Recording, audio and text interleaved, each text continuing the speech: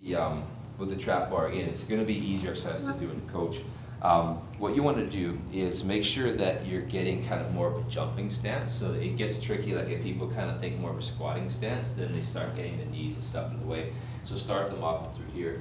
There's also a bit of a tendency for people to start towards the back with this, and so you want to be right in the middle. That gives the bar will move to the middle after the first rep, but it's nicer to start there to begin with. So basically the feet are going to be straight ahead or just very, very slightly out.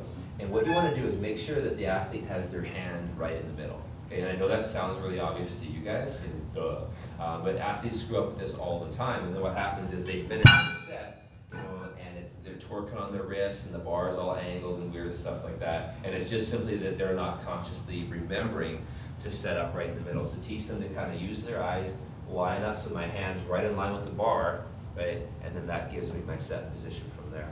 Okay. Then from here, you're just getting down into your chest up position. Insist that they get that neutral spine. If they can't get that, then we've got to figure out something else or give them a modified version, like say a rack pull or something. And just be aware that depending on body proportions, it'll look a little different. Okay, so like sometimes people they're thinking squat, right? And so they're kind of like, they're kind of like in a squat position like this, and it's like, no, we don't want to squat your deadlift. But if you have someone like with a really long torso and they're more of a squatter build, it'll look a little bit more squattish, okay? But if you see this, then we're going to usually encourage them to get the bum up, okay?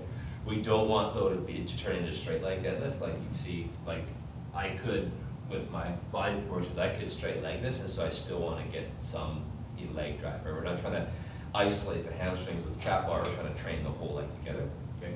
So you just in through here, chest up. And then what you want to do is a great cue for athletes is tell them just push the foot through the floor. The heel through the floor. Because you'll still see a lot of people kind of wanting to be more on the toes with this, and so that's a visual cue that I find, or an auditory cue that I think helps a lot. So from this position here, they're just getting started. Also, when you're doing this, listen for the bar, and you don't want to hear anything, right? So you see a lot of people, you'll have that big click, and that's your indication that they're jerking it off the ground, and oftentimes that can kind of give you a bit of whiplash, okay? So what you want to teach the athlete to do is that when I get tight, I'm going to take that slack out first, so as I lift, there's no other sound as the bar breaks the floor, okay? And that's simply just to reduce the kind of the whiplash-like effect with it there.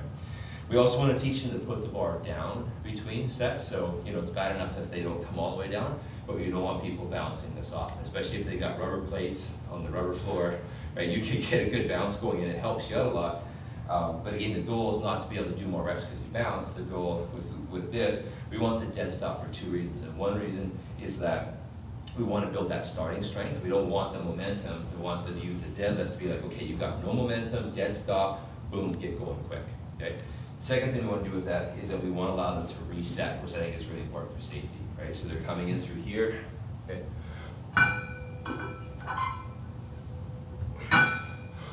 Right, and I breathe between reps, I get the breath air, I get tight, I do the lift, come back down, relax, breath the air in, sniff through the stomach, then I reset, and then I go ahead for the next rep, okay? If you want to, in some cases, like I know Greg Cook, one of the things he'll do is he'll actually have the person stand up between reps. So I'm not saying you have to do this, but this is another technique that can work well sometimes. You basically set up, you do the lift. Oops, that was a bad one. Back down, stand back up, and then reset. So we won't do that, but you could if you needed to do that. So again, listen for that. A good kind of cue for this as well is think of like drag racing somebody in the rain. Right? And what you see with this is that the idea is that I want to accelerate the weight, so I'm going to start slow as I'm going to kind of push my heels in the ground, build tension, and then I can start to accelerate as I get up from there. Okay? Other thing to watch the trap bar is that we don't want to see that happen, right? So you'll see that a lot with regular deadlifts, and it's extra dangerous with the trap bar because there's no bar against me, and so if I try to do this, it's going to snap back that way, and I'm going to beat on the back. So a good cue if you see anything starting like that, it just cue them tall, right? So you're going to stand tall as opposed to trying to come back into some hyperextension. Questions? Yes? Just with breathing, I know a couple of soccer girls, like they weren't really holding their breath as they were going, or like they were going up and then kind of letting it out, and then just as they're going down, like kind of almost breathing out. Yeah. And so would you just say, hold your breath for the entire rep? Like, machine would you use? That's what they're gonna have to do as the weight gets heavier. Yeah. So it's a tricky thing because it's not necessary when you're lifting lightweight, right? Like if they're deadlifting like 100 because they're just learning the motion or something, it's not critical, but it becomes a big problem down the road, right? And so I think that, you know, and at least it makes sure that they've got a good breath to start and that they're holding it to get the weight up. But I encourage most of them to breathe between reps. So it can make you feel a little dizzy, but to have that pressure there, I think, is really helpful. So to let that breath out at the top, you're saying, or? Generally not, Okay, yeah. That's what most of them, it's kind of like, they'll hold it to the top and then it's like, Yeah, and then they'll kind of like, I don't know, almost like hold their breath on the way down, but they've already let kind it of out. lost that, yeah. Yeah. So, I mean, with lighter weight, you can get away with it, but I think you're gonna need, when you get heavier, to have the breath hold the whole time. So I think that there's benefit to just, you know, you get the breath, right? Because it's really only, you know, Yeah. 2, maybe 3 seconds at the most, so it's a very short time. Yeah. Good question. Anything else? Cool. So yeah, so again, like I said, a bit simpler. Big thing, arch the back, push through with the heels, hands in the center, tall at the top. We still can glute squeeze, we just don't want to see that happen. We should be good. Questions? Good?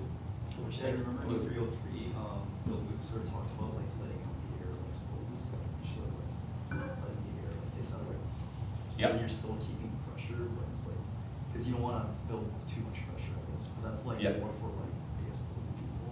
Yeah, like it's kind of like you've got you got 2 extremes and then that's in the middle, right? So you got the extreme of you know, hold the breath for the whole rep, which I think is very important for really high performance stuff. And then you've got the breathe out as you lift, which is kind of your general fitness. I'm on a leg extension machine, you know, recommendation. And then the hiss is kind of an in-between spot, right? So I think that there's benefit to that as well, right? As a way to kind of compromise between the two. The only downside, and again, it'll work with lighter weights, so just part of me is like, you know, is it gonna hurt us if we build a habit and then have to switch it down the road when the weight's heavier? Sometimes I like to have the habit kind of built first. So I'm not like crazy against that, but I still kind of like for the deadlift to have the breath between reps. Cool. All right, thank you.